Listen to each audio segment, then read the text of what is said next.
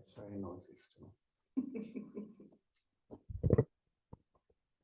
Welcome everybody to this New Year's Eve. And I guess by the time the practice finishes, New Year's Day practice session. Welcome to Chris joining us live on Zoom. So I'll just let you know what's going to happen. I'm going to invite some reflection on the year that is ending. And then there'll be a space for people to reflect silently on that. Then Satya will invite reflection on the year that is to come. Then we'll read a piece of text together, which I'll say something about when we get to it. And then we'll move into this final sort of half of the practice where we will chant together and then moving into silence.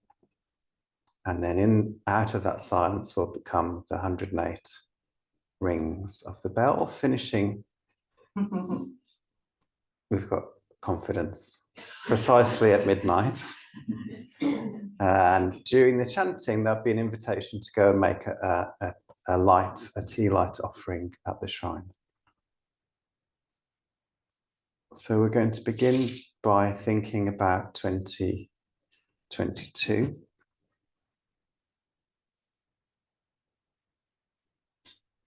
And what I want to invite is a kind of deep acceptance of what has been. And maybe even beginning to feel gratitude for what has been, which for some things in 2022 will be very, very easy, and for some things will be more difficult. Some things we have to work a bit harder to find the thing that we can be thankful for about a difficult situation. But the reason we invite this really clear seeing of what has come before is because in order to move beyond anything, often the first step is to see it clearly.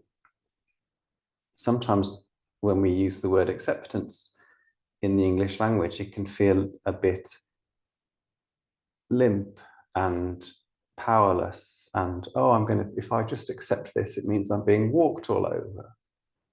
But here, when I use the word acceptance, really what I mean is accepting this is true. Not necessarily that I can't then do something about it. I can't make a different response to what is true. But not pretending, I don't like that this is happening, so I pretend that it isn't here. Or I really like this is happening, so I'll pretend that this is the only thing that's here. But rather being able to see, okay, these are all the things, the good, the bad, as I'm judging them, good, the bad, in between.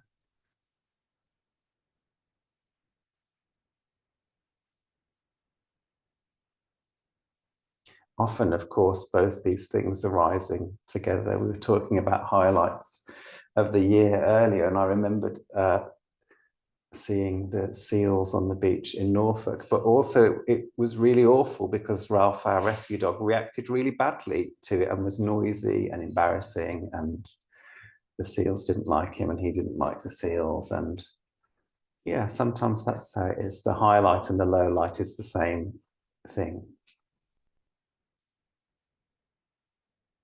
And I can think of examples with people that are sort of both more tender and there is more gratitude, but also more pain as well.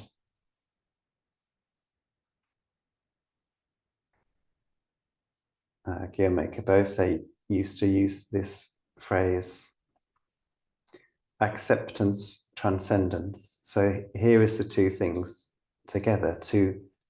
To transcend something, to go beyond it, we begin by acknowledging it, maybe even by beginning to honor it and feel thankful. Yeah, so that's probably enough by way of introduction. I'm just going to invite us to sit quietly together, thinking about the previous year and just noticing what comes to mind, and perhaps whether we have any emotional reaction to the events that we're thinking of, and can we find a way to stand where we're just in the place of the curious observer. So if we have that emotional reaction, noticing it, oh, I'm really upset about that, and then maybe taking a step back. So here's the memory, here's the feeling of being upset, and here's me observing it. Or here's the memory, here's the feeling of celebration, and here's me observing it. So opening up more and more to what is true, what has been true over the last 12 months. And we'll sit quietly together for about 10 minutes, and then I'll hand over to Satya to introduce reflecting on the year to come. Namo Mitabu.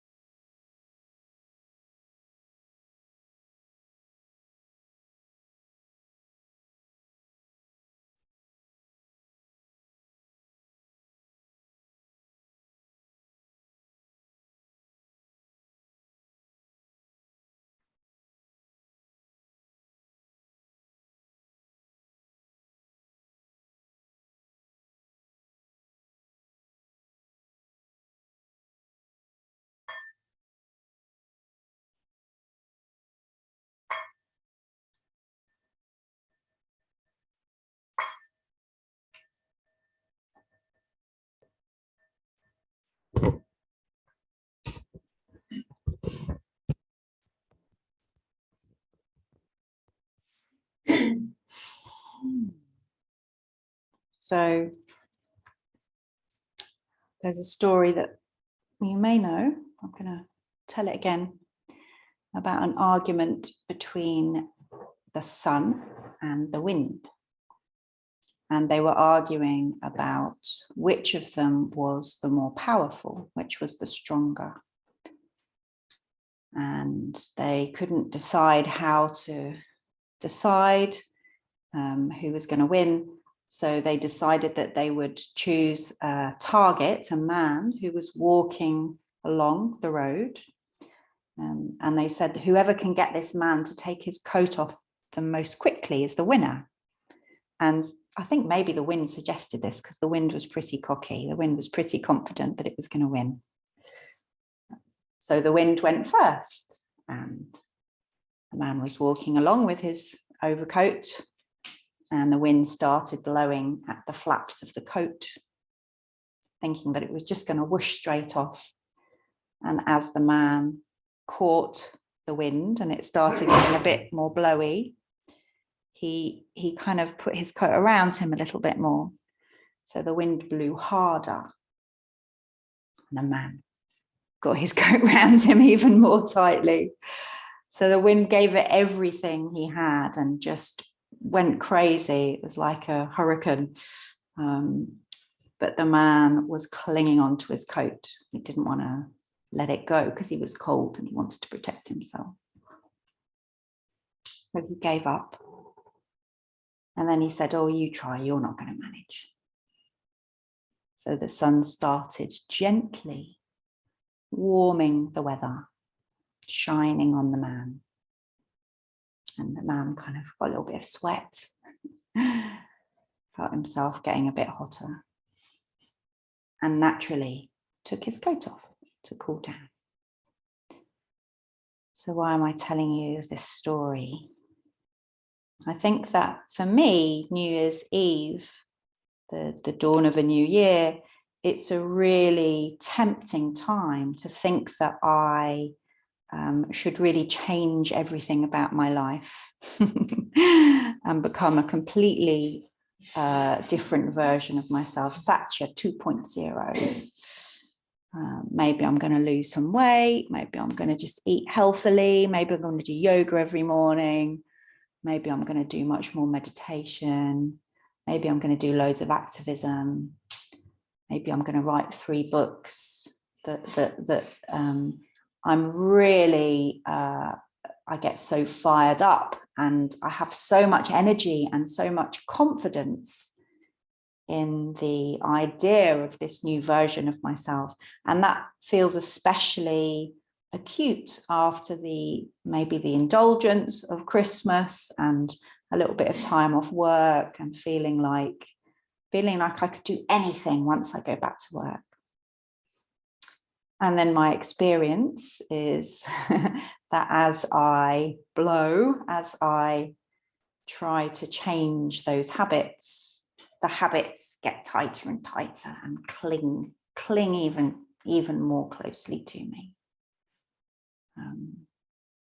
So then I give up and feel bad about myself until next New Year's Eve. So my invitation as we sit quietly for the next 10 minutes is to wonder about what your version of the sun shining on you might look like. How would it be to give up resolutions, to begin from the place of who you are and the life that you have, as Casper has encouraged us to reflect on what was it actually like 2022? How were we? What were we like? This is where we're starting from. This is who we are. What is it that this person needs? What is it that will gently allow us to open up to something new, to allow something to heal, to allow ourselves to get to know something about what's happening inside us, to maybe become more patient with ourselves when we get frustrated at some of our patterns or disappointing habits. And rather than pushing and forcing and building, seeing ourselves more like a flower that is blooming in its own time and in its own way, that we might have some control over how that happens, probably not as much as we think. But what conditions will that flower enjoy? Would it like to be in a slightly more spacious space and say no to a few things? Would it like to be stretched a little bit and say yes to some more things? Would it appreciate more support from friends, or would it appreciate learning something new? What is the version of the sunshine for the flower that you are? And just keep coming back to that word, gentle. And if it's not gentle, it's probably not going to work. It might work in the short term, but it won't last you through to the end of 2023. And if you get stuck You can ask the Buddha for advice. What does the Buddha think you need next year? Just ask a question and wait. And you may get a reply within the next 7 minutes, or you may have to wait till later in practice when we're taking our candle to the shrine, or it might come to you in the middle of the night or next week. But when we ask questions of the Buddha, they're always answered sooner or later. Namo me to be.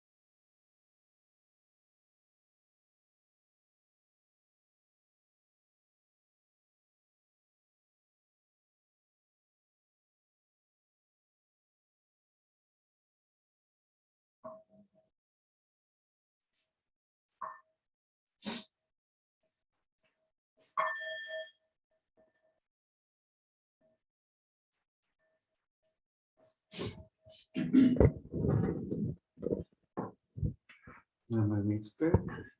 Okay, section. So in a moment, we're going to read this text together that we've printed out called Tambutsuge, which means in praise of the Buddhas, or as it's been given the title here in this translation, The Life of No Regret, which is a line from the text. And it is part of a longer story that is set in mythological time about a spiritual seeker called Dharmakara, who, on meeting the Buddha of that age, Lokeshvara Raja, Buddha just means awakened teacher. So upon meeting this awakened teacher, being so impressed by them, by their countenance and attitude, presence is a good word, so impressed by their presence that they vow to become a Buddha. Dharmakara vows to become a Buddha themselves. And what we're reading is the kind of poetic form of Dharmakara's words, both on seeing that teacher and on making the vow themselves. And we can relate to this in a couple of ways. Sometimes when we're reading it, we become or we find our inner Dharmakara, the parts of us that long to become a Buddha ourselves and have that clarity and peace of mind and loving kindness for all beings.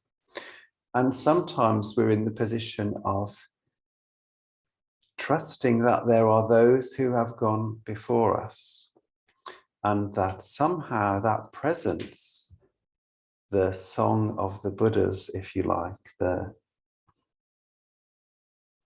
I can't remember what the phrase is here, the melody of your enlightenment fills the world, that melody is still available to us somehow, and we are just ordinary beings relying on the presence of that melody to lift us up and carry us along to where we need to be. So let's read together The Life of No Regret.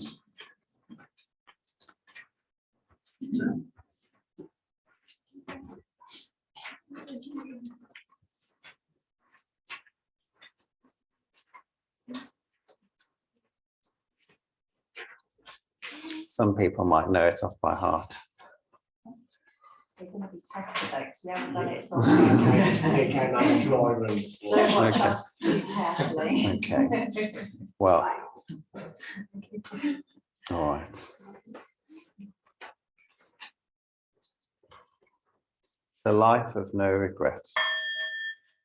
Your radiant face, like a mountain peak, catching the first burst of morning light, has awesome and unequaled majesty. Like black ink by comparison, are the sun, the moon, or the Mani treasure. Tathagata, such is your incomparable face. The melody of your enlightenment fills the world. Rare and precious are your precepts, learning, energy, meditation, wisdom, and amazing virtue. The oceanic Dharma of all Buddhas, which you fathom to its deepest depths, dispels the three poisons from the heart. You are like a lion, valiant and divinely pure. Great power, deep wisdom, awesome light, reverberation. A prayer I make a Buddha to become, equal to you, my Dharma King, to lead all beings to the other shore, leaving none behind. The 6 paramitas to perfect, with prajna at the head. Should I become Buddha, I will fulfill this prayer completely. To everyone I'll bring great peace. To Buddhas countless as sand grains, my offerings I make. And do not flinch from the trials of the incomparable way, powerful, straight, and true. Though Buddha lands and worldly realms be numberless like sand, by sheer power of aspiration, I'll fill them all with light. Let me become a Buddha, and the multitude of beings will all enjoy my primordial nirvana world. By indiscriminate compassion, I will enlighten all, reborn here from no matter where. In my country, their hearts will lighten and be joyful, happy and at ease. O you Buddha, witness my vow, my true aspiration. Establishing my vow on you gives me the strength to fulfill it. Buddhas throughout space and time, of unimpeded wisdom, always witness my heart's practice. No matter the obstacles, the hardships, my practice will endure through all without regret. Nembutsu.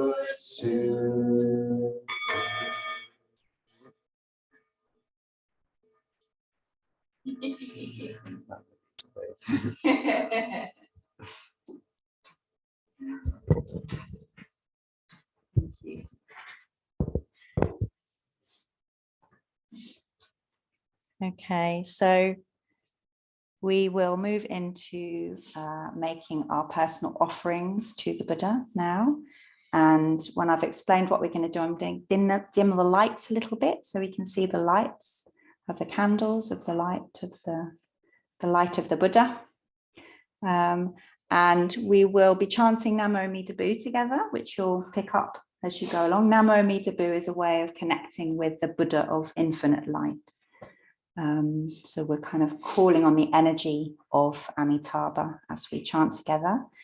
And once we start chanting, when you feel ready, do go up to the shrine and bow to the Buddha if you'd like to, and then take a candle from the left or the right, light it on one of the tall candles, and then put it on the flat tray, which is right in front of the Buddha, bit of plastic thing. Glass thing. It's not plastic, it's not going to melt. And the people that go first, if you could put your candles nearer the back so we don't burn any wrists, that would be great. So there's no hurry to go up, but we will move into silence about 10 minutes before midnight, so Kema can do her special 108 bells. So do make sure that you, if you'd like to go up and make an offering, do it before then. And as you make your offering to the Buddha, you might want to think of something to let go of from last year, or you might want to think of something that you want to open yourself up to next year. You might want to think of something you're grateful for, whatever feels the most meaningful as you put the candle on the shrine, then just trust that that will come true, that will happen, the Buddha will assist you. And please do the same on Zoom. Has Matt arrived as well? It's Chris and Beth. Enrique was here, but just dropped out. That's nice. Lovely to see you. Yeah. So do you want to say anything else?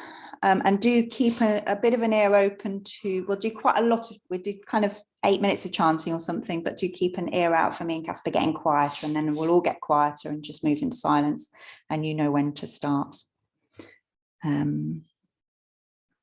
It's 5 to, we go into silence we're going to go into silence at 10 to, and then there'll be about 5 minutes of silence before the bell starts. If you're still making your offerings as we get quiet, that's fine. That's your last call really when it gets quiet. Yeah, you can go after the quiet. And don't be shy. You want to do the light? I'm going to do the lights. I'm going to hand this back to you.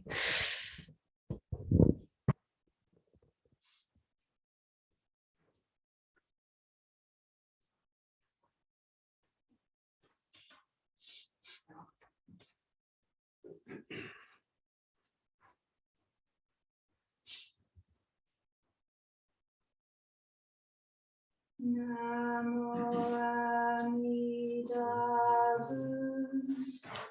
Namo Amida Bu. Namo Amida Bu. Namo Amida.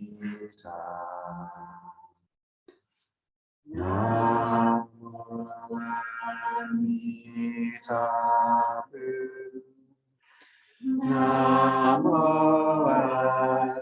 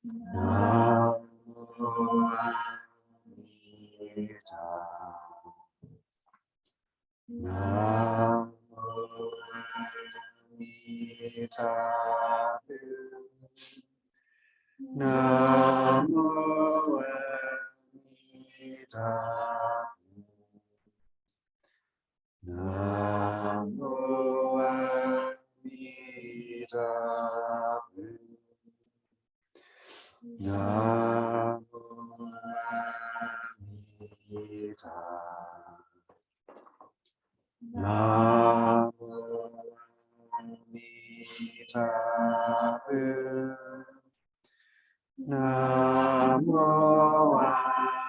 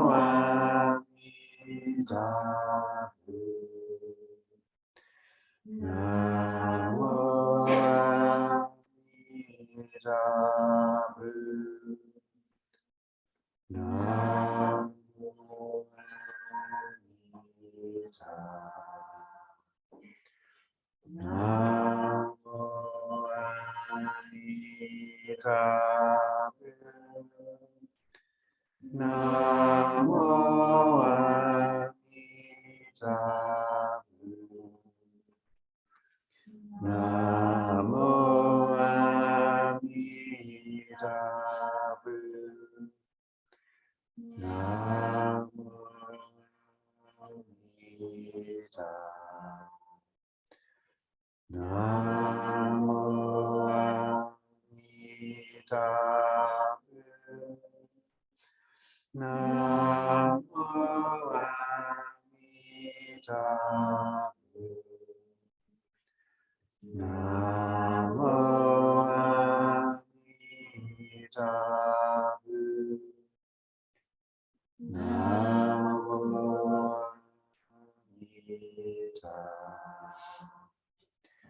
Namo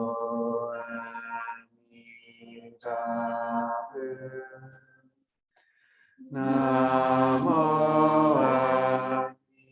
Amitabha. Namo Amitabha. Namo Amitabha.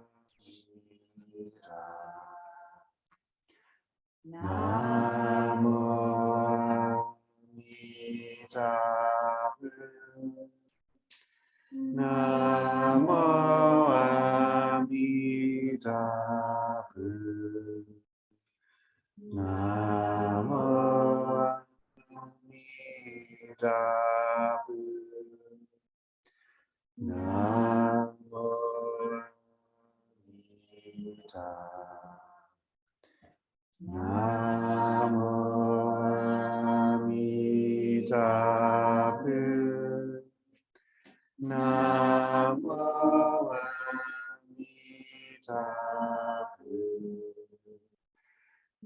Namo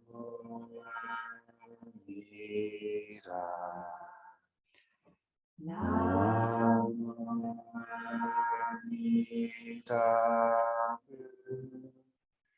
Namo Amitabha. Namo Amitabha.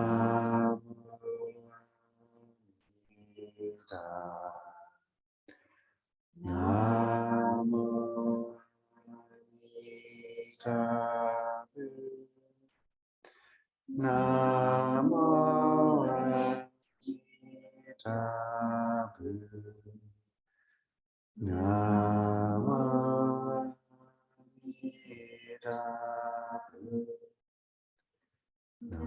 Amitabha. Namo Amitabha.